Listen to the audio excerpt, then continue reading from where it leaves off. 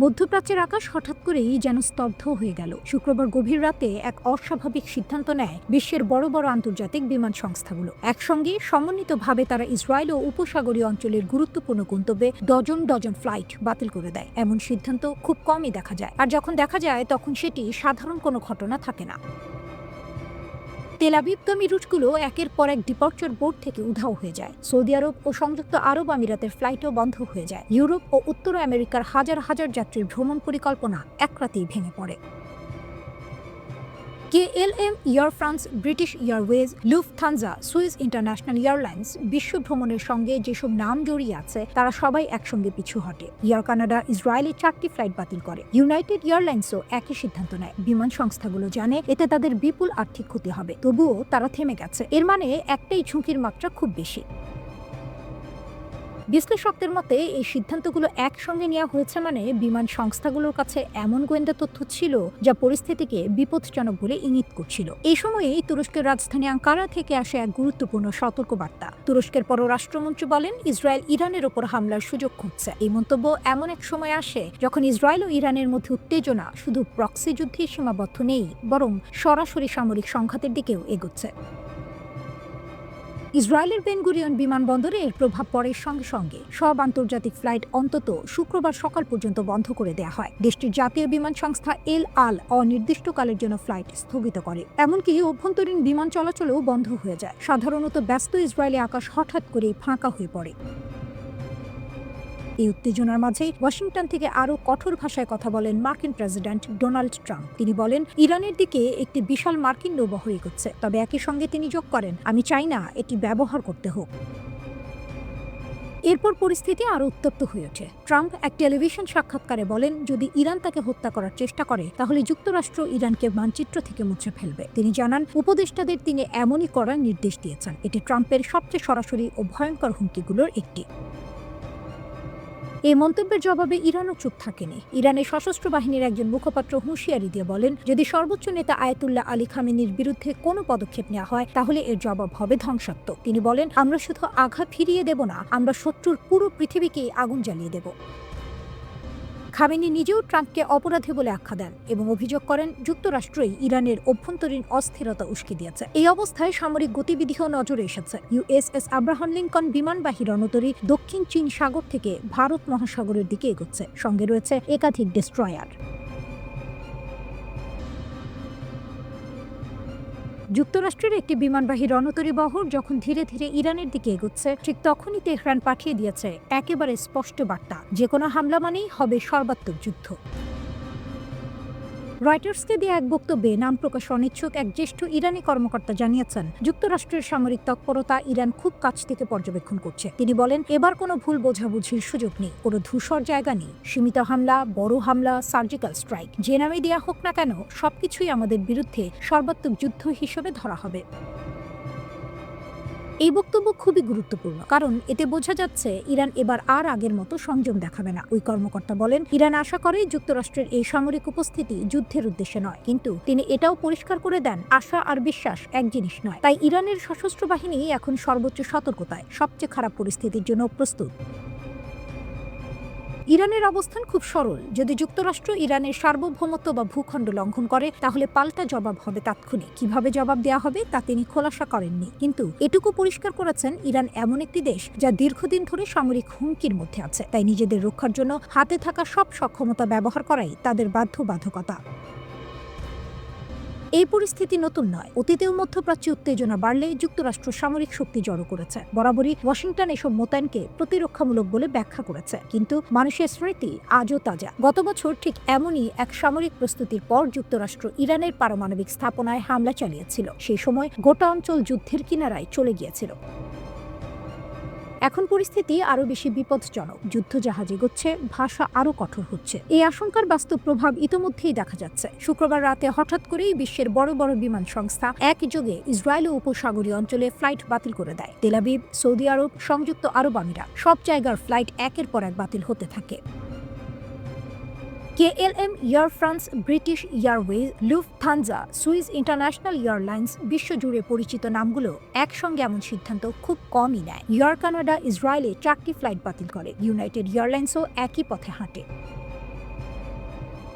এয়ারলাইনগুলো জানে এমন সিদ্ধান্তের আর্থিক ক্ষতি কতটা বড়, তবুও তারা পিছিয়ে গেছে। বিশ্লেষকদের মতে এর মানে হলো তাদের কাছে এমন গোয়েন্দা তথ্য ছিল যা পরিস্থিতিকে অত্যন্ত ঝুঁকিপূর্ণ বলে ইঙ্গিত দিচ্ছিল।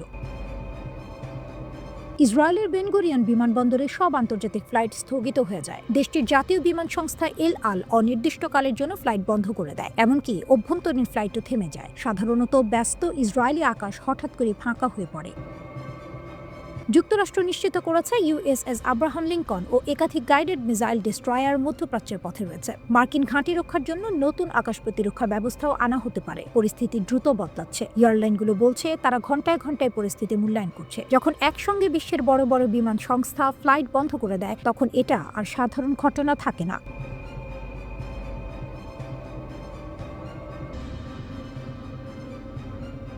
ইরানের হুমকিতে কি সত্যি চাপে পড়েছে যুক্তরাষ্ট্র? এই প্রশ্নটাই এখন ঘুরপাক খাচ্ছে বিশ্ব রাজনীতির অন্দরমহলে। কারণ একদিকে মধ্যপ্রাচ্যে বিশাল মার্কিন সামরিক শক্তি জড়ো হচ্ছে, আবার অন্যদিকে সেই শক্তির সবচেয়ে গুরুত্বপূর্ণ অংশ একটি বিমানবাহী রণতরী এখনও ইরানের আঘাতের সীমার মধ্যে পৌঁছায়নি। 23 জানুয়ারি ফক্স নিউজের এক প্রতিবেদনে বলা হয়, ইউএসএস আব্রাহাম লিঙ্কন বিমানবাহী রণতরী বহর এখনও মধ্যপ্রাচ্যে পৌঁছায়নি। যদিও এশিয়া প্যাসিফিক অঞ্চল থেকে সেটিকে বিশেষ নির্দেশে মধ্যপ্রাচ্যের দিকে পাঠানো হয়েছে, তবুও এখন পর্যন্ত এটি ওমান উপসাগরে প্রবেশ করেনি। এর অর্থ হল এই মুহূর্তে রণতরীটি ইরানে সরাসরি হামলা চালানোর অবস্থানে নেই। প্রতিবেদনে বলা হয়েছে এই বহরটি ইরানের কাছাকাছি পৌঁছাতে আরও কয়েকদিন, এমনকি এক সপ্তাহও লাগতে পারে। প্রশ্ন হলো, যদি যুক্তরাষ্ট্র এতটাই যুদ্ধের জন্য প্রস্তুত, তাহলে এত দেরি কেন? এই প্রশ্ন আরও জোরালো হচ্ছে কারণ একই সময়ে যুক্তরাষ্ট্র মধ্যপ্রাচ্যে নীরবে আরও আকাশ প্রতিরক্ষা ব্যবস্থা ও স্থলভিত্তিক সামরিক সরঞ্জাম পাঠাচ্ছে। শুধু তাই নয়, সাম্প্রতিক প্রতিরক্ষা আইনের আওতায় 30,000-এর বেশি অতিরিক্ত সেনা মোতায়েনের অনুমোদন দিয়েছে ওয়াশিংটন। এদিকে যুক্তরাজ্যও বসে নেই। 23 জানুয়ারি ব্রিটেন কাতারের আল উদেইদ এয়ারবেজে টাইফুন যুদ্ধ বিমান মোতায়েন করেছে। অর্থাৎ পশ্চিমা জোট সামরিকভাবে প্রস্তুত হচ্ছে, এতে কোনো সন্দেহ নেই। এই প্রেক্ষাপটে মার্কিন প্রেসিডেন্ট ডোনাল্ড ট্রাম্প নিজেই বলেছেন, আমরা ইরানের দিকে একটি বড় শক্তি পাঠাচ্ছি। তিনি সাংবাদিকদের জানান, অনেক জাহাজ সেই দিকে যাচ্ছে শুধু সাবধানতার জন্য। আমাদের একটি বিশাল নৌবহর প্রস্তুত আছে, তবে আমি চাই না কিছু ঘটুক। কিন্তু ট্রাম্পের কথার মধ্যেই আছে দ্বন্দ্ব। একদিকে তিনি যুদ্ধ চান না বলছেন, অন্যদিকে আবার হুঁশিয়ারি দিয়ে বলছেন ইরান যদি কোনো সীমা অতিক্রম করে তাহলে ভয়াবহ পরিণতি হবে। ইরানও এক চুল পিছু হচ্ছে না। যুক্তরাষ্ট্রের সামরিক তৎপরতা বাড়ার সঙ্গে সঙ্গেই ইরানের Islamic revolutionary guard corps IRGC কড়া ভাষায় হুঁশিয়ারি দিয়েছে। তারা বলেছে ট্রাম্প শুধু কথা বলেন, কিন্তু ভুল পথে হাঁটছেন। একজন জ্যেষ্ঠ ইরানি কর্মকর্তা সাফ জানিয়ে দিয়েছেন, যুক্তরাষ্ট্র যদি হামলা চালায়, ইরান সেটিকে সর্বাত্মক যুদ্ধ হিসেবে দেখবে। ইরানের সেনাবাহিনী নাকি ইতোমধ্যেই সর্বোচ্চ সতর্কতায় রয়েছে। ইরানের পররাষ্ট্রমন্ত্রী আব্বাস আরাকচি বলেন, 2025 সালের জুনে ইরান সংযম দেখিয়েছিল, কিন্তু এবার যদি আবার হামলা হয় তাহলে আমাদের শক্তিশালী সেনাবাহিনী সবকিছু দিয়ে জবাব দেবে। ইরানের সর্বোচ্চ নেতার উপদেষ্টা রহিম সাফাভি আরও এক ধাপ এগিয়ে বলেন, আমরা ইসরায়েলের সঙ্গে এক চূড়ান্ত যুদ্ধের প্রস্তুতি নিচ্ছি। আমাদের কাছে এমন অস্ত্র আছে যা অন্য কারো নেই। আইআরজিসি কমান্ডার আলী আবদুল্লাহ হুঁশিয়ারি দিয়ে বলেন, ইরানের ওপর আঘাত মানে যুক্তরাষ্ট্রের ঘাঁটি, স্বার্থ ও প্রভাব বলয় সবই বৈধ লক্ষ্যবস্তুতে পরিণত হবে। এই উত্তেজনার মধ্যে ট্রাম্প কিছুদিন আগেই ইরানের ওপর হামলার হুমকি থেকে কিছুটা সরে এসেছিলেন, কিন্তু নতুন করে মার্কিন সেনা ও যুদ্ধজাহাজ মোতায়েন আবারও যুদ্ধের আশঙ্কা বাড়িয়ে দিয়েছে।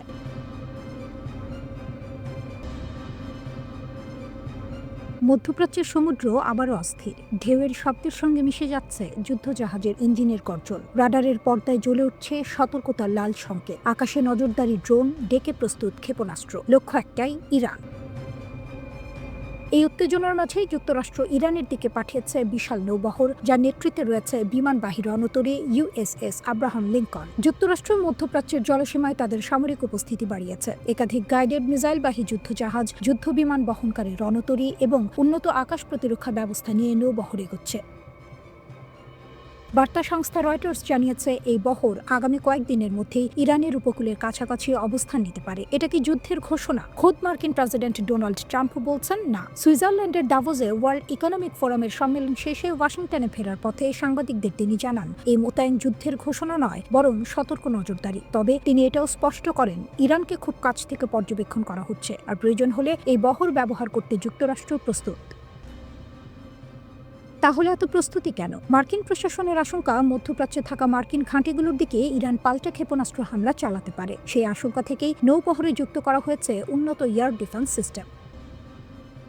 ইরানের বার্তা কি? তেহরানও স্পষ্ট। ইরানের ইসলামী বিপ্লবী গার্ড বাহিনী IRGC এর প্রধান commander major general Mohammad Pakpour কড়া ভাষায় সতর্ক করেছেন যুক্তরাষ্ট্র ও ইসরায়েলকে। তার বক্তব্য ভুল হিসাব করলে তার জবাব হবে আরও বেদনাদায়ক, আরও অনুশোচনাময়। তিনি জোর দিয়ে বলেন, চাপের কাছে নত হয় না ইরানের যোদ্ধারা, ইতিহাসই তার সাক্ষী। প্রতিপক্ষকে হুঁশিয়ার করে পাকপুর আরও বলেন, বিপ্লবী গার্ড ও প্রিয় ইরান সর্বাধিক সতর্ক অবস্থায় রয়েছে। তাদের আঙুল ট্রিগারে অন্য যে কোনো সময়ের চেয়ে বেশি প্রস্তুত আছে। সর্বোচ্চ কমান্ডের আদেশ ও পদক্ষেপগুলো বাস্তবায়নের জন্য সম্পূর্ণ প্রস্তুত। তেহরানের দাবি, আগের চেয়ে এখন ইরানের প্রতিরক্ষা শক্তি আরও সংগঠিত, আরও শক্তিশালী। আকাশে নজরদারি, ডেকে প্রস্তুত ক্ষেপণাস্ত্র, ভূগর্ভস্থ অবকাঠামো সব মিলিয়ে তারা যে কোনো পরিস্থিতির জন্য প্রস্তুত। বিশ্লেষকরা কি বলছেন? অনেক বিশ্লেষকের মতে এটা কোনো সাধারণ মহড়া নয়, এটি এক শক্তি পরীক্ষা। একদিকে বিশ্বের সবচেয়ে শক্তিশালী নৌবাহিনী তার উপস্থিতি দেখাচ্ছে, অন্যদিকে ইরান বলছে ভয় নয়, প্রতিরোধী তাদের পরিচয়। একদিকে ওয়াশিংটন বলছে নজরদারি, অন্যদিকে তেহরান বলছে প্রতিরোধ। দুই পক্ষই নিজেদের অবস্থান শক্ত করছে। মধ্যপ্রাচ্যের জলসীমা এখন কি দেখছে? একদিকে যুদ্ধ জাহাজের বহর, অন্যদিকে সতর্কবার্তা। সমুদ্র যেন সাক্ষী, এটি শুধু অস্ত্রের লড়াই নয়, এটি মনস্তাত্ত্বিক লড়াই। কে কাকে ভয় দেখাতে পারে, কে শেষ পর্যন্ত ঠান্ডা মাথায় থাকবে, সেই পরীক্ষা চলছে। এই মুহূর্তে যুদ্ধ অনিবার্য এমনটা বলা যাচ্ছে না, কিন্তু এটাও স্পষ্ট, পরিস্থিতি অত্যন্ত স্পর্শকাতর। একটি ভুল হিসাব, একটি ভুল সিদ্ধান্ত আর পুরো অঞ্চল অস্থির হয়ে উঠতে পারে। তৃতীয় বিশ্বযুদ্ধ কি সত্যিই আসছে? শুরু হবে কোথা থেকে? ইউরোপ না মধ্যপ্রাচ্য? সাম্প্রতিক সময়ের আন্তর্জাতিক রাজনীতি দেখলে একটি শব্দ বারবার কানে আসছে, তৃতীয় বিশ্বযুদ্ধ। অনেক বিশ্লেষক, কূটনীতিক ও গবেষক এখন একটাই প্রশ্নের উত্তর খুঁজছেন, এই যুদ্ধ যদি সত্যিই শুরু হয় তাহলে শুরু হবে কোথা থেকে? ইউরোপ নাকি মধ্যপ্রাচ্য? এই আলোচনার কেন্দ্রবিন্দুতে উঠে এসেছে মধ্যপ্রাচ্য, বিশেষ করে ইরান। কারণ এখানে শুধু আঞ্চলিক সংঘাত নয়, মুখোমুখি অবস্থানে রয়েছে বিশ্বের বড় বড় শক্তি। এক পাশে রয়েছে যুক্তরাষ্ট্র ও তার মিত্র দেশগুলো, ব্রিটেন, ফ্রান্স, ইসরায়েল এবং কিছু উপসাগরীয় রাষ্ট্র। অন্য পাশে রয়েছে ইরান, যাদের পেছনে নৈতিক ও কৌশলগত সমর্থন দিচ্ছে রাশিয়া ও চীন। এই শক্তির মেরুকরণই বিশ্লেষকদের ভয় বাড়াচ্ছে। কেন ইরানকে ঘিরে সবচেয়ে বড় আশঙ্কা? ইরান ও যুক্তরাষ্ট্রের মধ্যে উত্তেজনা নতুন নয়, কিন্তু সাম্প্রতিক সময়ে এই উত্তেজনা আবার বিপজ্জনক পর্যায়ে পৌঁছেছে। বিশেষ করে ডোনাল্ড ট্রাম্পের আগ্রাসী বক্তব্য ও কৌশল পরিস্থিতিকে আরও জটিল করে তুলেছে বলে মনে করছেন বিশ্লেষকরা। ইরানের ওপর বড় ধরনের সামরিক হামলা, শীর্ষ নেতাদের লক্ষ্য করে আঘাত অথবা কঠোর অর্থনৈতিক নিষেধাজ্ঞা, এই যে কোনো একটি ঘটনা ঘটলেই পরিস্থিতি ভয়াবহ রূপ নিতে পারে। এবং তখনই আলোচনায় আসে একটি গুরুত্বপূর্ণ নাম, হরমুজ প্রণালী। হরমুজ প্রণালী কেন এত গুরুত্বপূর্ণ? হরমুজ প্রণালী হল বিশ্বের সবচেয়ে গুরুত্বপূর্ণ সামুদ্রিক বাণিজ্য পথগুলোর একটি।